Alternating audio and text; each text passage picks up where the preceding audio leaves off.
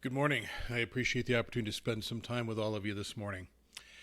I think that the best place to create a framework for what I feel led to say to you today is found in Matthew chapter 5, verses 14 through 16.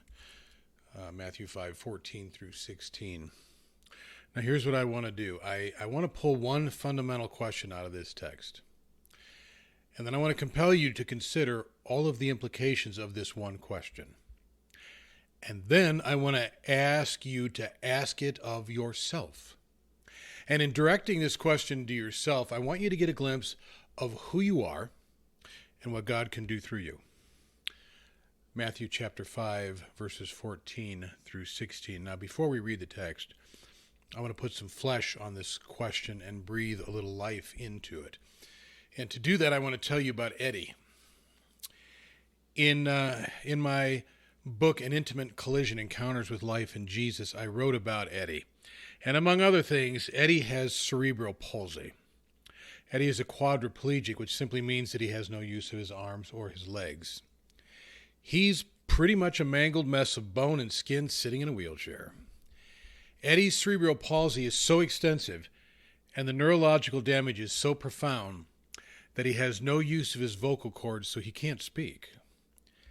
His entire body is constantly racked by tremors, so his arms and legs are spastic and they're always shaking, even when he's sleeping. He can't swallow, so all his food is pureed and spoon-fed to him. When I met Eddie, he was 57 years of age. Never had a job, never had a relationship. He'd never written his name or ridden a bike or used a TV remote or climbed a tree or used a telephone. He can't hold a rose in his hand or say I love you or any other word for that matter. Eddie, he'll never ride a roller coaster or move a chess piece on a chessboard or bake cookies. He can't dress himself. He can't take himself to the restroom. He has no idea what MapQuest or Google is because he can't use a computer. Eddie has spent and will spend the entirety of his life strapped in a manual wheelchair with his spastic, pencil-thin legs velcroed in place on two worn footrests, and the trunk of his body velcroed to his backrest. That's Eddie's life, and that's Eddie's future. He has no hope of doing any of the thousands of things that all of us do every single day without even thinking about it. He will live and he will die in that wheelchair. That's the sum total of his life. Eddie lives in a facility for the handicapped, and in that facility, he has a tiny 10 by 12 foot room. And if you ever walked into his room, you would notice two things. One is a tattered Bible on his nightstand that has been loved by his thin, spastic hands. And the second thing you'd notice is a small cross made of two simple sticks that hangs on a white wall that has nothing else on it except this simple, crude cross.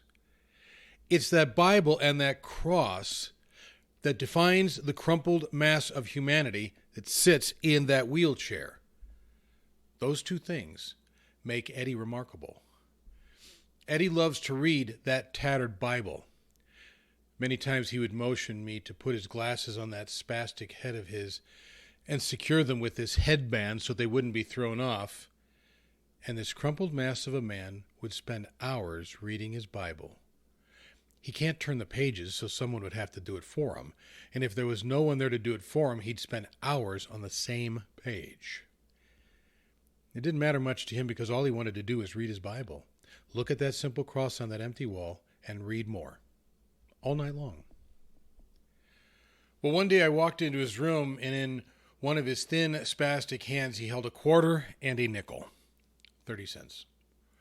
I had no idea what the 30 cents was for or what Eddie wanted, but after a few moments I figured out that he wanted to give it to me to give to the church, a gift to the church consisting of a quarter and a nickel.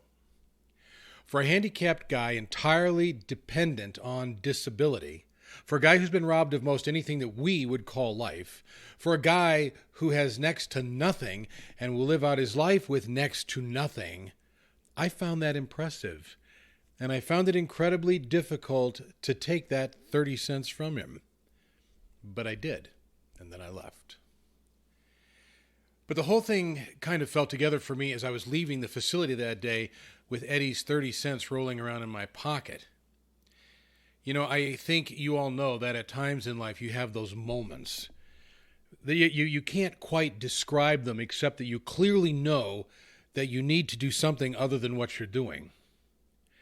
And walking through the parking lot, I knew without question that I needed to go back into the facility and pull Eddie's financial file.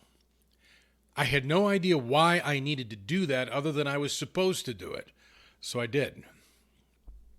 And in pulling the ledger, I opened to Eddie's account, and I ran my finger down the page to the line that indicated the total in Eddie's account.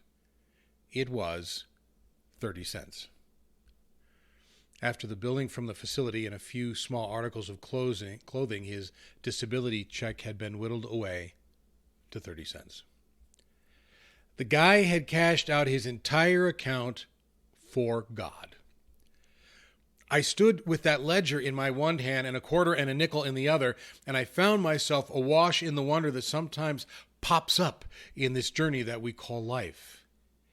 Here's a guy who'd been robbed of the use of his body, his voice, of opportunity, and the dreams and the hopes, and all of the millions of things, both large and small, that we take for granted every day.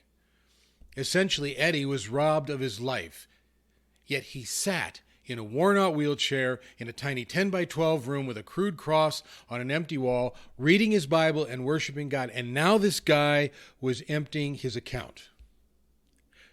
So I walked into his room with this ledger in one hand and his 30 cents in the other, and I said, "Eddie, what are you doing? Do you know that this is all you have? Do you know that?" And this remarkable man knew that I'd be back asking that exact question. With that obvious look on his face, he smiled at me, leaned back in his wheelchair, and began to simply laugh. And when Eddie laughed, as spastic as that laugh was, his room always lit up. And I am convinced that God always laughed right along with him. Then he raised a spastic hand and motioned me out of his room. And I can remember putting my arm on that bony, spastic, trembling shoulder of his and saying, "Eddie, you are a remarkable man." Eddie is a life that's lit. He's a flame that's burning for God. If anyone has reason to be bitter or angry or resentful or hateful, he does. He has every reason to be a light snuffed out by cerebral palsy and all the things that CP has done to him. But he's not. Eddie is a light that unashamedly shines right through the worst, most desperate of handicaps and brilliantly shines right in front of every person he encounters. His light is lit, and the impact is unbelievable. Marianne Elliott wrote, "It seems to me that we can never give up longing and wishing while we are alive. There are certain things that we feel to be beautiful and good, and we must hunger for them." Despite an irreparable handicap that tied the man to a wheelchair and robbed him of all of the stuff that you and I so readily have at our disposal, Eddie hungered to live. And with all the impossibilities that his handicap wrapped around him, he hungered to live, and he did, and he does. He is a light that is lit, brilliantly lit. And so my question to you is very simple, and it's simply this: are you a lamp that's lit? Matthew chapter 5, verses 14 through 16 reads, "You are the light of the world. A city on a hill cannot be hidden. Neither do people light a lamp and put it under a bowl. Instead, they put it on a stand, and it gives light to everyone in the house. In the same way, let your light shine before men, that they may see your good deeds and praise your Father in heaven."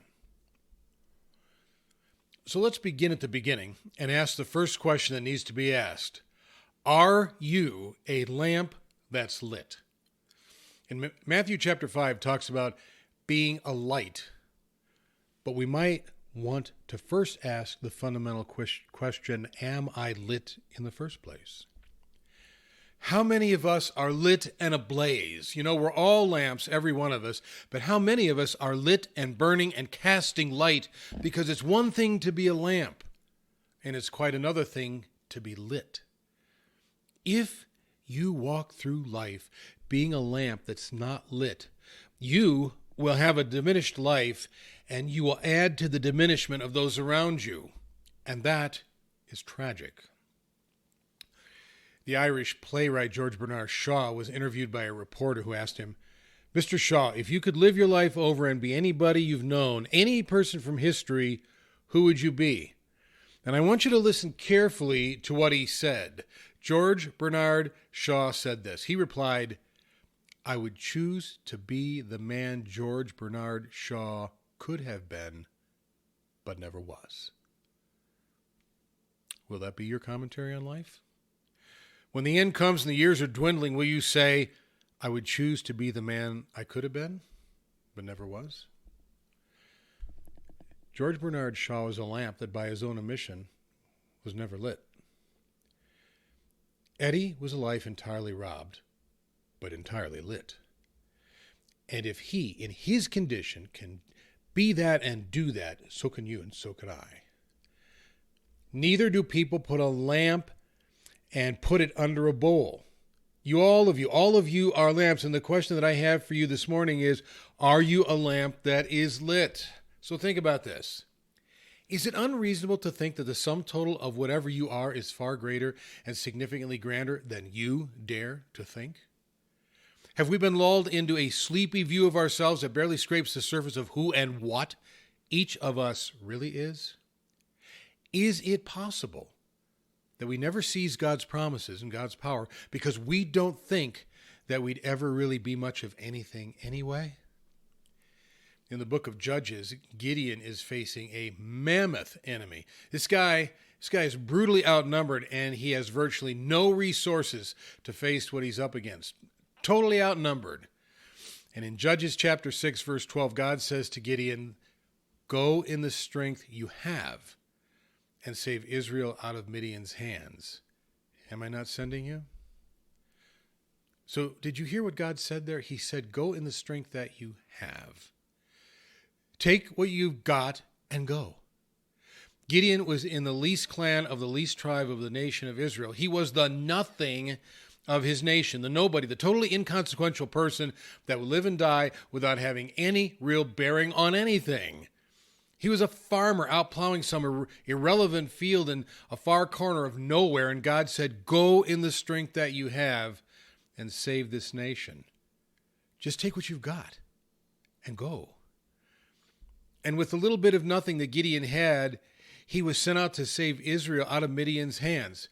It was absolutely a totally impossible mission that was made totally possible because God sent him. It was all about what God was going to do and not about what Gideon couldn't do. What are the unconsidered possibilities of being a lamp that's lit? Listen to these promises from Scripture.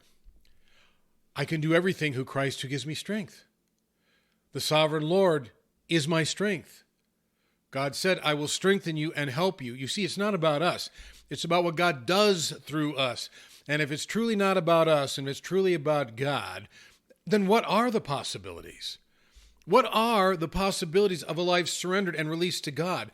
What are the possibilities of being a life that's lit? And so my question to you is, are you a lamp that's lit? Someone once said, even an idiot can count how many seeds are in an apple, but only God can count how many apples are in a seed. So how much potential do you have? What's the extent of what you are capable of? How many apples are in the seed, which is you? I'll tell you how many. More than you can imagine. Neither do people light a lamp and put it under a bowl. Are you a lamp that's lit? And if not, when are you going to do something about that? Now, let's talk about the fear of being lit. Fear. What if? Just what if you could be a lamp that's lit? And what if in being a lamp that's lit, you could, in reality, change your world? What if by some wild coincidence you're a lamp of proportions that you could not have imagined? What if, just what if, God has designed you with potential that, if untapped, can transform your world? What if? Someone once said, the things that are impossible with men are possible with God. Do you understand that this statement, made by Jesus, takes any limits that you have imposed on your life and your thinking and your dreams and effectively erases them? Do you realize that?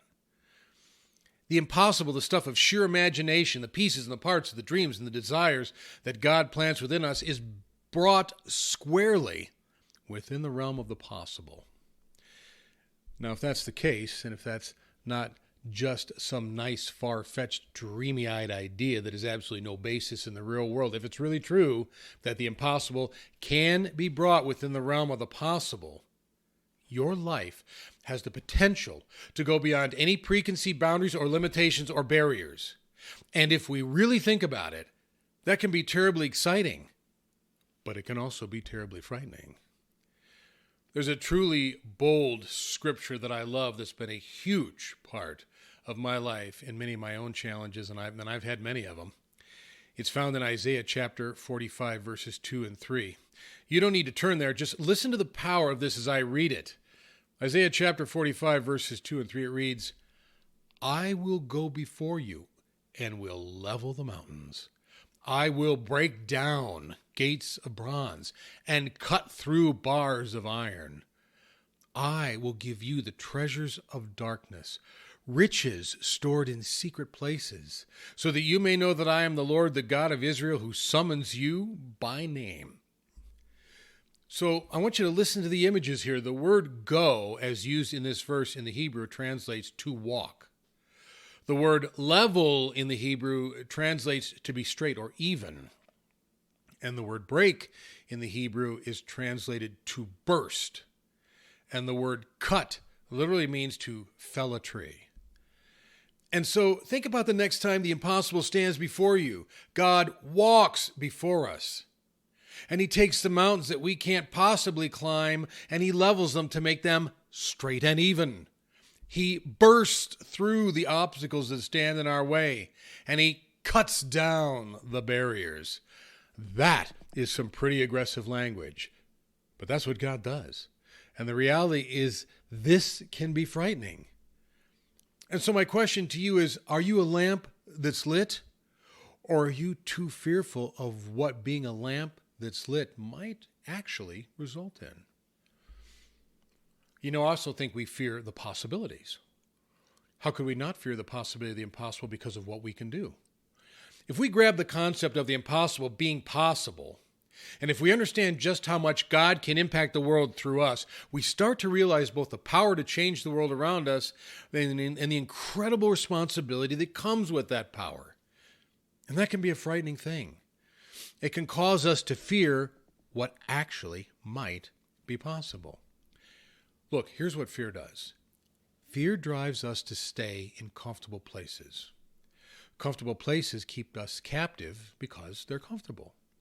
In time, comfort leads to mediocrity. Mediocrity leads to a life of existence. And existence in time leads to death. It's a lamp that never gets lit. John Elderidge wrote, many people find that the dilemma of desire is too much to live with, and so they disown their desire. Being a lamp that's lit creates the dilemma that we might actually be a force for change. And being a force for change means that we change. And maybe we'd prefer not to. It's one thing to fear what we can't do. It's an even sadder thing to fear what we can do. And if we fear both what we can and can't do, we will live lives dictated by fear. Sometimes our fear is based in the feeling that maybe, just maybe, God won't show up. Maybe we'll pull ourselves out there and believe in the impossible and God won't be there. He won't show up. Sometimes things are too marvelous to believe in because we can't visualize how they could possibly happen to us. God's promises seem too big to be realities, so we render them the stuff of nice ideas or novelties or things or wishful thinking that maybe can happen, but certainly not to us.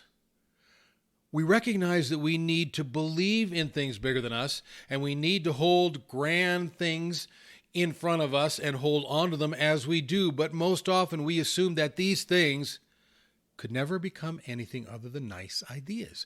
And so if we actually step out and actually believe, and if in the believing these things prove to be nothing more than nice ideas, we lose hope and we damage our view of God, and we are fearful to do that. Jim Cymbala is the pastor of the Brooklyn Tabernacle, and in his book, Fresh Wind, Fresh Fire, he writes this. He said, "I despaired at the thought that my life might slip by without seeing God show himself mightily on our behalf." We fear that we might expose God as something less than we need him to be or what he says he is. And so rather than risk finding out that God is something much less than what we had hoped, or that he doesn't exist at all, we put him in a position where he doesn't have to show up, just in case he doesn't. Blaise Pascal said that we are never living, but hoping to live. And how sad is that? We never live because we are never brave enough to allow our lives to be lit. Paul says to Timothy in 2 Timothy chapter 1, verse 7, For he has not given us a spirit of fear, but of power and of love and of a sound mind. We can be a lamp that's lit. We can seize the impossible as possible. We can take hold of God's provision of power, love, and a sound mind, and we can cast a tremendous light. We can illuminate the world around us without fear, knowing that it is God who has designed us as lamps. And it is God who has given us the resources to be fully and completely lit. And so the question is, are you a lamp that's lit? I love this. Dorothy Bernard said that courage is fear that has said its prayers. I love that. Susan Jeffers says, feel the fear and do it anyway. Do not let your fear keep you from being a lamp that's lit. Now, you know there's a cost to not being lit. Francis Lapp wrote, even the fear of death is nothing compared to the fear of not having lived authentically and fully. The cost of not being lit, of not being that lamp, is that we will not have lived authentically and fully. We will have lived a compromised, marginalized life where we were nothing more than some small piece of what we were originally designed and intended to be. Recent research suggests that less than 10% of all people achieve their potential. That's because we don't want to incur the cost or take the risk of being lamps that are lit, of being the fullness of everything that God designed us to be. You know, we're great at seeing greatness and talent in others. We can visualize all of that for those out there, those who have forged some pinnacle that elevates them in our minds.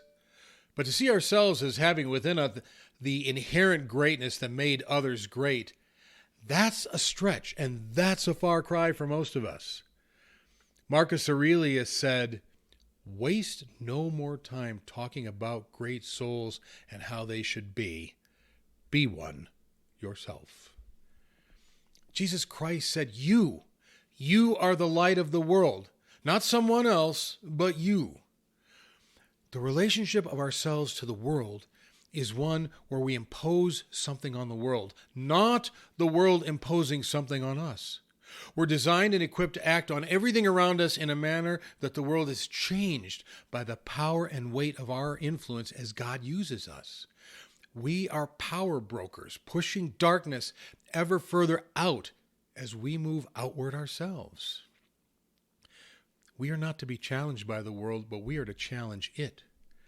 It's an aggressive posture that rests in the reality of who we are in Christ and not who we've thought ourselves to be.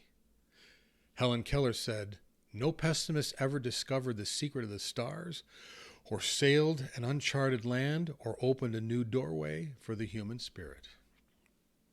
You know, it's refusing to be a pessimist. In accepting who we legitimately are, we can accept that we press on the world rather than it pressing on us. Daniel Bornstein wrote, "The greatest obstacle to discovery is not ignorance, it's the illusion of knowledge." The greatest obstacle is the illusion that sin leaves us with, the illusion of inadequacy or incompetence or inferiority or meaninglessness. We assume this to be knowledge about ourselves, and we constrict our lives and kill our dreams and ignore God's call and refuse to be a lamp that's lit because we take deception and distortions and lies as fact. And as a result, we never make the remarkable discovery of what God can do with a life that's lit. If we are not a lamp that's lit, we forfeit all of this. That's the cost. If we choose not to be a lamp that's lit, our lives will be about being anemic people. Anemic people we have chosen to be, and nothing of what we could have been. The cost of not being lit is simply not being who and what God intended you to be. The cost of a life not lit is a life compromised and a world diminished because we missed what God designed us to be and do. And so the question is, are you a lamp that's lit? Albert Georgi said, "Discovery consists of seeing what everybody has seen and thinking what nobody has thought." It's not about necessarily seeing anything new. It's about seeing everything differently. Sometimes we think it's about discovering something new, and so our efforts are spent seeking that out, often to no productive end. In reality, it's about seeing the same things entirely differently. It's about seeing the same old stuff and thinking about it in a completely new way. It's a fresh, even radical vision that opens up whole new vistas of understanding about the stuff that's always been around us. In 1 Corinthians chapter 2, verse 9, Paul writes, "No eye has seen, no ear has heard, no mind has conceived what God has prepared for those who love him." God has things to show you that you've never seen, that you've never imagined, that you've never put together or thought of or deemed possible. And he has those things prepared for you if you're daring enough to see them. For in seeing them, we're compelled to believe in them. And in being compelled to believe in them, it's terribly hard to walk away from them. Do you want to see? Because unless you're a lamp that's lit, you can't see anything because everything's dark. Are you a lamp that's lit? Do you have eyes to see what being lit means? And how that can transform you and everything around you? You are the light of the world. In closing this morning, I want to take a moment and read a portion of a eulogy that a son wrote for his mother's funeral. This individual, this son, wrote this on a plane on the way to his mother's funeral on October 19th of 2007, and he read it at her funeral the next day on October 20th of 2007. You know, I think that we all want to leave a legacy, something that's really remembered. Being a lamp that's lit changes people's lives, and that leaves a remarkable legacy. This woman, this mother, left a legacy, and I want to share that with you through the eyes of her son. He wrote the following: "Dear Mom, you have left a legacy in our lives, a legacy that embodies integrity, honesty, and tenacity. A legacy that boldly, even brashly, believes that God always provides, always cares, always knows, and is an ever-present source from which every need will always be met. You helped us understand that life ebbs and flows, sometimes magically and sometimes cruelly. Life at times invites us to a grand dance. At other times it seems to slam us to the dance floor, leaving us cringing and bleeding. Life pours into us and then draws out of us. The sun at times warms us, and then the hail pelts us. In whatever form it takes, you taught us that God always prevails, that there is always good, that it will always, always work out. And it always did. You left us an understanding that life is more than some daily routine or the achievement of tasks, either great or small. Life is about living well, living with respect, living in a manner that adds rather than detracts. It's not about pretending things are well or being Pollyannish. You taught us that life is about understanding that things will not always be fair, nor will life necessarily be just. But in the hands of God, it will always present us with opportunities to learn about ourselves, to grow, and to add something to those around us. Mom, you were about the stuff of building the lives of 3 boys and taking care of a husband who was at times a boy himself. It was really never about you. We tried to make it so many times, but you always declined. Rather, it was a selfless investment, pouring your life, your energies, and the fiber of your being into 3 boys who really had no clue what you were doing until they themselves were adults. Even today, we are unable to fully fathom your sacrifices. I doubt that we will ever fully understand them. We commit to you this day that we will strive to selflessly pour into the lives of others that which you so graciously poured into our lives. We know that any such efforts on our part will pale indeed to the way in which you poured yourself into our lives. Know that we are committed to drawing from the innumerable footprints that you left, the lessons taught and lived, and the insights imparted. We will draw from the vast storehouse of memories packed tight with words, mental pictures, ceaseless emotions, and warm thoughts. And we will live that out, Mom, as we have for so many years. We will bring your life to our families, the people who populate our careers, and to those we meet in the briefest passing. You will live on, Mom, here as well as in the marbled halls of heaven. You will touch innumerable lives through your 3 boys who you loved, equipped, nurtured, guided, and guarded. Thanks, Mom. We love you more than simple words could hope to convey. God bless. See you soon. Love, your 3 boys. By the time this man's mom died, most of his mom's friends had already died as well. So had most of the family members. So when they planned his mom's funeral, they didn't expect many people. Yet on the morning of October 20th, over 120 people showed up. People who he'd forgotten about or figured had forgotten about him and his family. 120 of these people filled the room. It was one of the most amazing things he had ever seen. His mom had lived her life as a lamp that was lit, and that left an incredible legacy. That legacy filled that room, and that legacy resonates yet today. Numerous other lives were lit because she was a lamp brilliantly lit, and that's what God can do with a lamp that's lit. Because you see, that woman was my mom, and I was the son who wrote that eulogy at 34,000 feet on an airplane, and I'm the guy that read it the next day at her funeral. Mom was a lamp that was lit. She illuminated my life, and she showed me what it was to illuminate the lives of others. She was a lamp that was lit. And because she was, I can't imagine not being lit. Jesus said, "You are the light of the world." Do you want to be that? Simon Weil wrote, "The danger is that the soul should persuade itself that it is not hungry. It can only persuade itself of this by lying." Don't sit in this place and lie to yourself. Don't sit and be less than God's design for you. Don't sit here and choose not to be a lamp that's lit.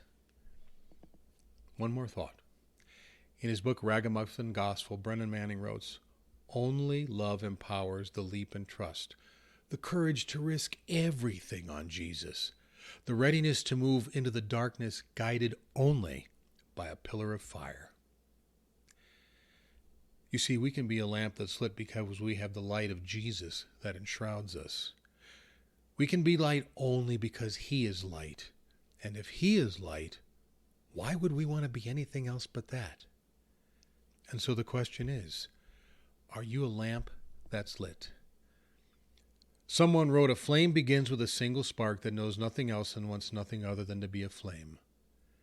And that is my prayer for your heart.